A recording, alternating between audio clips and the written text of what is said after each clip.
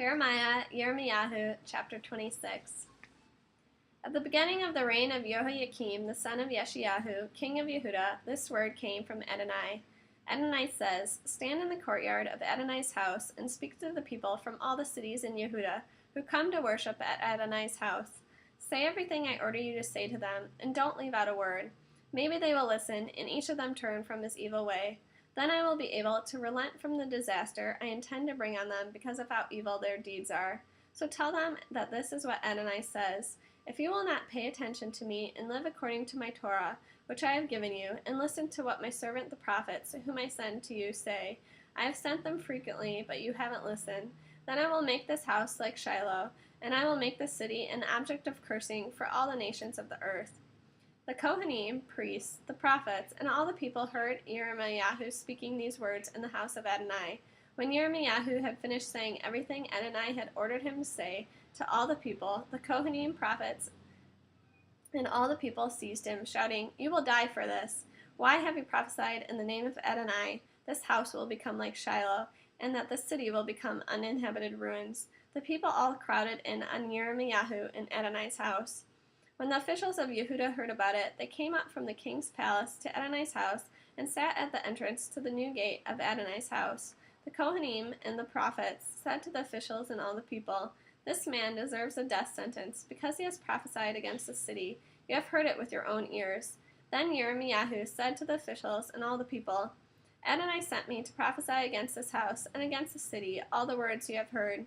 Therefore now improve your ways and your doings, and listen to the voice of Adonai your God. Then Adonai will relent from the disaster he has decreed against you. But as for me, here I am in your hands. Do with me whatever seems good and right to you.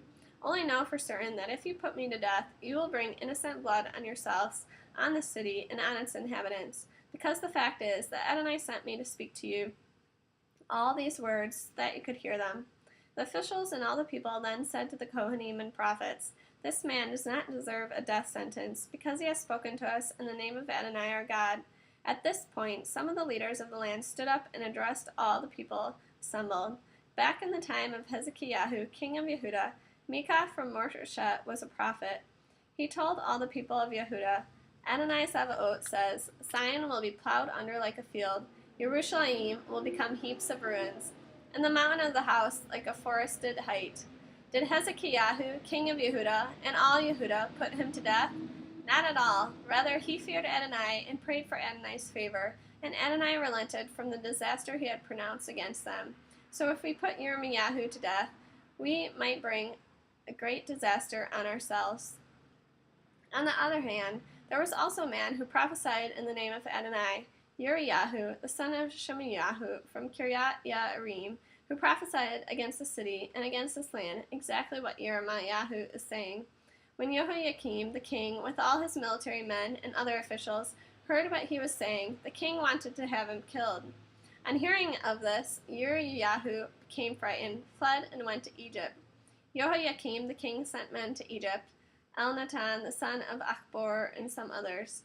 They brought Uriyahu back from Egypt and took him to Jehoiakim, the king, who put him to the sword and threw his corpse into the burial ground of the common people. But in this situation, concerning Yirmiyahu, Achiam, the son of Shaphan, used the influence to help him, so that he was not handed over to the people to be put to death.